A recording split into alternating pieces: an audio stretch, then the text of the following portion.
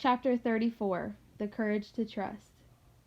As the day wore on, I told myself your fever was coming down, that the medicines were allowing you to sleep more deeply, that you'd be better when you woke. But that night I couldn't pretend anymore. We couldn't deny you were worse. Although we had better food than ever, I couldn't get you to eat or drink. I couldn't even get you to open your eyes. I drew your head onto my lap and stroked your brow. I called your name.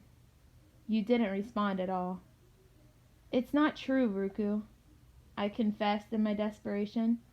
I sold Cootie, even though he was more yours than mine.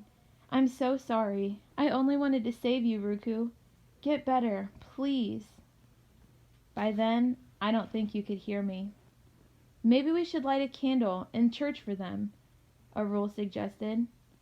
Or maybe we should ask the woman we met in the church for help, I said. Arul wound your doll's hair around one of his wrists like a handcuff. I don't see any other way, Arul. But don't you remember what Muthu said? What would you rather do? Watch them? Watch them... I couldn't finish the sentence. When I think of it now, it seems so clear.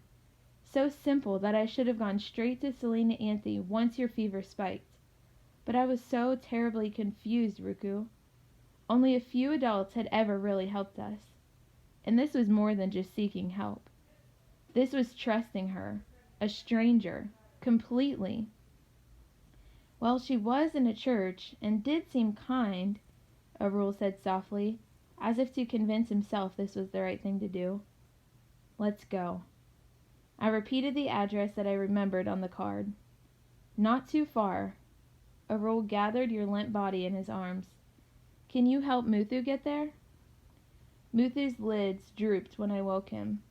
He didn't seem to know or care what was happening, because without argument he let me slide an arm beneath his shoulders and drag him along, half asleep. Through needles of rain we staggered towards the home for children that Muthu had been so sure it was kind of a jail. Frayed yellow threads of dawn were trailing through the sky when we finally reached the gate. It was locked.